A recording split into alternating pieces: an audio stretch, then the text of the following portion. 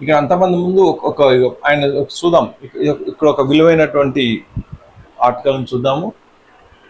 చైతన్య దీపిక, ఇది రామోజీరావు గురించే ఉన్నటువంటి విషయము. కారే రాజుల్ రాజ్యముల్ కలగవే, గర్వోన్నతిని పొందరే వారేరి అని ప్రశ్నించింది భాగవతం. జన్మించారు, పాలించారు, మరణించారు, మరి భూమిపై వారి పేరైననేం గలదే అని నిలదీసింది. అలా కాలగర్భంలో కలిసిపోకుండా కలకాలం ఈ లోకంలో నిలిచిపోయే వారెవరో అంత కారణాలు ఏమిటో కూడా చెప్పింది. వారిని యశక్కాములు అని అంది భాగవతం. యశక్కాయలు అంటోంది లోకం. నలుగురు బాగు కోసం జీవించి నలుగురితో కలకాలాల పాటు ప్రజల నాలుకలపై తమ పేర్లను నిలుపుకున్న వారిని ఆ మాటకు అర్థం. బతకడానికి, జీవించడానికి అదే తేడా. అదే మాట సంస్థలకు వర్తిస్తుంది. వ్యక్తులుగా జన్మించి వ్యవస్థలుగా రూపొందే ఎందరినో మనం చూస్తూనే ఉన్నాం. వారున్నంతసేపు వారు నిర్మించిన సంస్థలు దివ్య ప్రభలతో వెలిగిపోతాయి. వారు మహాభిష్క్రమణంతో ఆ వెలుగులు మురిగిపోతాయి. ఆ సంస్థల మనుగడ మసిబారుతుంది, వ్యవస్థలు మసిబారుతాయి. ఈ తరహా నాసిరకం నడమంత్ర పరిమంతుల నిర్వాకాలను గమనించే ప్రతిదీ సులభముగా సాధ్యపడదు లెమ్ము అని తేల్చాడు గాలిబ్. వ్యవస్థల నిర్వహణ ఏమంత తెలివైన పని కాదని దాని అర్థం. రామోజీరావు రూపకల్పన చేసిన సంస్థలు మాత్రం ఇందుకు విభిన్నమైనవి, ప్రత్యేకమైనవి. ఒకటో రెండో కాదు. దీనికదే బిందువులను చేరి సింధువుగా మారిన తీరు ఒక్కో మహాసముద్రంలా విస్తరించాయి. అవి వేల మందికి ఉపాధి కల్పిస్తున్నాయి. వనరులకు చేసే సేవకు మించిన పరమార్థం ఇది కనుగొంటే అన్న సూక్తికి ఉదాహరణగా నిలుస్తున్నాయి. ఆయా సంస్థలన్నీ తొలి ఒడి బడి గుడి రామోజీరావే. ఓకే, తొలి ఒడి బడి గుడి రామోజీరావే. శత్రువుకు దాసుడైన వాడు విజయానికి యజమాని అవుతాడు అన్న సూత్రం ఒకటే ఆయన్ను జీవితాంతం విజేతగా నిలబెట్టింది. ఒక్కరి కోసం అందరూ, అందరి కోసం ఒక్కరు అన్న సమిష్టి తత్వం ఆయనను ముందుకు నడిపించింది. సాధనమున పనులు సమకూరు ధరలో అన్న హితోక్తి రామోజీరావు నిత్యం శ్రామికునిగా మార్చింది. పట్టు విరవరాదు అనే భావనను రక్తంలో రంగడించింది. అసత్యం కావచ్చు, ఆలస్యం కావచ్చు, కానీ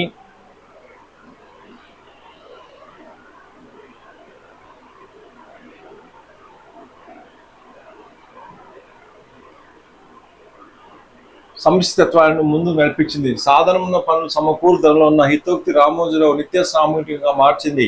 పట్టు విరవరాదు అనే భావనను రక్తంలో రంగరించింది. ఆలస్యం కావచ్చు, కానీ అసంభవం కాదని ప్రేరేపించింది. సర్వశక్తులను దారపోసి చేపట్టిన ప్రతి పనిని విజయవంతంగా పూర్తి చేసే కసిని ఆయనలో జాగృతం చేసింది. ఆ పట్టుదలకే గెలుపు దాసోహం అయ్యింది. ఆయన పట్టిందల్లా బంగారం అయ్యింది. రామోజీరావు నడిచిన దారి 10 మందికి ఆదర్శంగా నిలిచింది. ఏడాదైంది ఆయన కర్మగై, చితి వెలుగై, ఆ లోటు తీర్చలేనిది, వెలితి పూడ్చలేనిది భయపడ్డారందరూ. కానీ ఆ చితి వెలిగి రెండో తరానికి చైతన్యదూతిగా మారింది. ఆ బరువును పరువుగా మార్చుకునేందుకు దారి చూపింది. పందిరి మందిరమగున గొంది శృపతి మార్గమగున గువ్వల చెన్న తాని తాత్కాలిక పందిళ్ళ శాశ్వత ఆవాసాలకు కానేరవని చిన్న చిన్న సందులను రాజమార్గాలను స్థాయి చేకూడదనే పరమ సత్యాన్ని రామోజీరావు ఏనాడో గ్రహించిన విషయం కాలం రుజువు చేసింది. ఇటుకగా ఆయన నిర్మించిన వ్యవస్థల పునాదులు చాలా పటిష్టమైనవి. ఆయన ఎన్నుకున్నది, నమ్ముకున్నది రహదారినే తప్ప దగ్గరి మార్గాలను కాదని ఇప్పుడు ఆయన సంస్థలన్నీ ఏకకంఠంతో ఎలుగెట్టి చాతున్నాయి. నా బతుకు నింగిలో కారుమబ్బులు ముసురుకుంటున్నాయి. వానగా కురవడానికో, తుఫానై విరుచుకుపడడానికో కాదు సుమా, నా మలి సంధ్యాకాశానికి కొత్త రంగులు అద్దడానికి అన్న రవీంద్రుడి పలుకును రామోజీరావు తన వీలునామాలో ఉటంకించారు. ఈ రంగులే ఉషోదయ, తొలి వెలుగు రేఖలై మరణించి జీవించటం అనే మాటకు తాత్పర్యం చెప్తున్నాయి. ఇక్కడ రవీంద్రనాథుడు ఒక మాట చెప్పిండంట, వానగా కురడానికో తుఫానై విరుచుపడడానికో కాదు సుమా, నా మలి సంధ్యాకాశానికి కొత్త రంగులు అద్దడానికి అని రవీంద్రుడి పలుకులు రామోజీరావును అప్పుడు వెన్నుదట్టినాయట. ఇది అంటే ఏదైనా ఒకరి అనుభవాలను ఇంకొక అనుభవాలకు చెప్తున్నటువంటి విషయము. మనం ఇది చూద్దాము ఒకసారి. రామోజీరావుకు సంబంధించినటువంటి విషయము మనం ఇంకో పేజీలో చూద్దాం. ఇది రామోజీరావుకు సంబంధించినటువంటి విషయం. మీ జ్ఞాపకాలు పదిలం, మీ ఆదర్శాలను వదలం. ఓకే, నిరంతరం ప్రజాపక్షం ఎలాంటి అవరోధాలు ఎదురైనా, మార్గంలో ముళ్ళు రాళ్ళు ఎన్ని ఉన్నా ఈనాడు ముందుకు సాగిపోతుంది. ప్రజాస్వామ్యాన్ని, ప్రజా శ్రేయస్సును కంటికి రెప్పలా కాపాడటం ఒక్కటే మా లక్ష్యం. నియంతృత్వం ఏ రూపంలో దాపురించినా దాన్ని మొక్కవోని పట్టుదలతో ప్రతిఘటించ మీ ఈనాడు ధ్యేయం. ప్రజా ప్రయోజనాలకు భంగం కలిగించే ఎలాంటి ప్రయత్నాలనైనా ఈనాడు ఖండిస్తుంది, నిర్భయంగా ఎదురుస్తుంది. ఈ విషయంలో రాజీ ప్రసక్తి లేదు.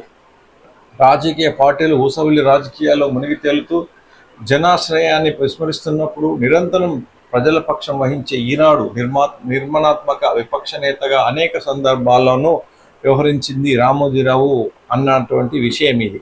అయితే ఇక్కడ ఈ యొక్క రామోజీరావుకు సంవత్సరం అయినటువంటి సందర్భంగా ఆయనకు జ్ఞాపకాలను వర్ధంతి చేసుకుంటున్నటువంటి పండుగ చేసుకుంటున్నటువంటి వాతావరణం అన్నమాట. ఆయన జ్ఞాపకాలను స్మరించుకుంటూ రామోజీరావు 10వ వర్ధంతి సందర్భంగా తెలుగు రాష్ట్రాల్లో ఘన నివాళులు. మహనీయుడికి జ్ఞాపకార్థం రక్తదాన శిబిరాల నిర్వహణ. ఫిల్మ్ సిటీలో శ్రద్ధాంజలి ఘటిస్తున్న కుటుంబ సభ్యులు, గ్రూప్ సంస్థల ఉద్యోగులు. ఆకట్టుకున్న ఛాయాచిత్ర ప్రదర్శన. రామోజీరావు గారు బతికి లేడు, కానీ అతను బతుకున్నట్టే ఇప్పుడున్నటువంటి విషయం. అతను ఎప్పుడైతే అతను నిర్మించినటువంటి సంస్థలన్నీ దేదీప్యమానంగా వెలుగుతున్నాయి. కొంతమంది కొన్ని సామ్రాజ్యాలను ఏర్పరచుకుంటారు, తర్వాత అతను పోయిన తర్వాత సామ్రాజ్యాలన్నీ కూలిపోతాయి. కానీ ఇప్పుడు అక్కడ ఉన్నది ఇక్కడ ఇలాంటి విషయాలు అనేవి లేకుండా రామోజీరావు గారు స్థాపించినటువంటి నిరంతరమైన ఏదైతే రామోజీరావు గారు స్థాపించిన సంస్థలు ఉన్నాయో అది దేదీప్యమానంగా ఇప్పటికీ కూడా మనకు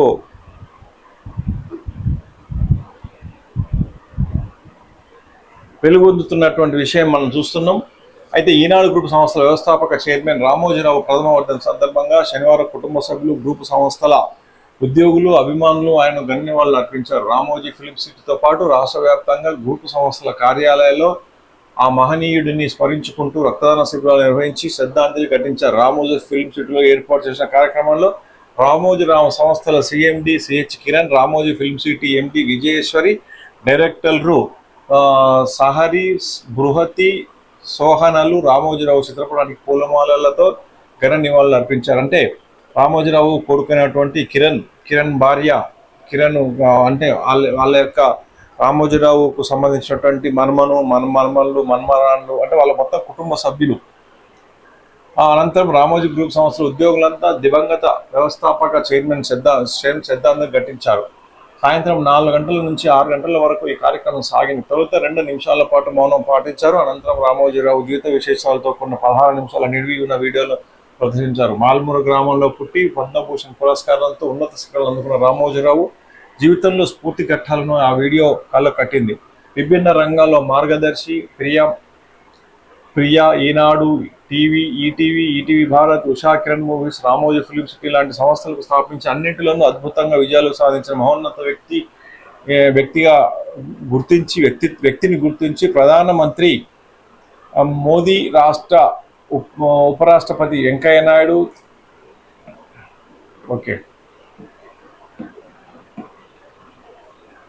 వెంకయ్యనాయుడు, తెలుగు రాష్ట్రాల ముఖ్యమంత్రులు చంద్రబాబు నాయుడు, రేవంత్ రెడ్డితో పాటు రాజకీయ, సినీ, వ్యాపార రంగాలకు చెందిన వారు అమూల్యమైన సందేశాలతో కూడిన ఏవి ఆకట్టుకుంది. అనంతరం రామోజీరావు గ్రూప్ సంస్థల ఉన్నతోద్యోగులు దివంగత చైర్మన్ జ్ఞాపకాలను గుర్తు చేసుకున్నారు.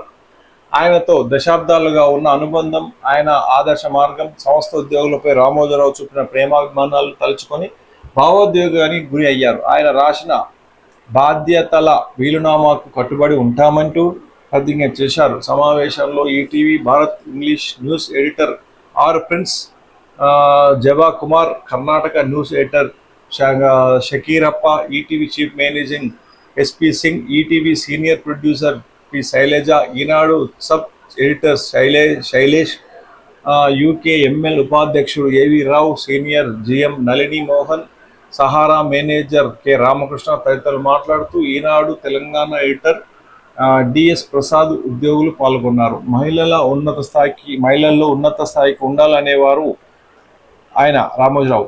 మా Prabhay Pandey chief content editor, ETV Bharat Uttarakhand. 6 నెలలు మాత్రమే పనిచేద్దామని ఋషికేశ్ నుంచి రామోజీ ఫిల్మ్ సిటీకి వచ్చాను. ఉద్యోగంలో చేరాక రామోజీరావును కలిసే అవకాశం మనకు వస్తుందా అని కళ్ళు కనేదాన్ని.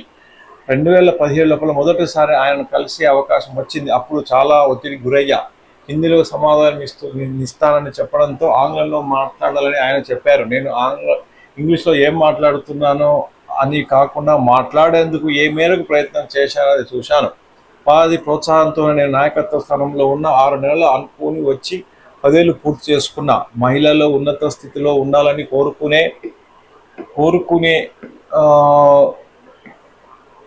కోరుకునేవారు. ఓకే, వీళ్ళకు అంటే సంస్థలో పనిచేస్తున్న వాళ్ళు ఒక్కొక్కరు ఒక్కొక్క వాళ్ళ యొక్క విలువైన సమాచారాన్ని ఇక్కడ ఇస్తున్నారు అన్నమాట.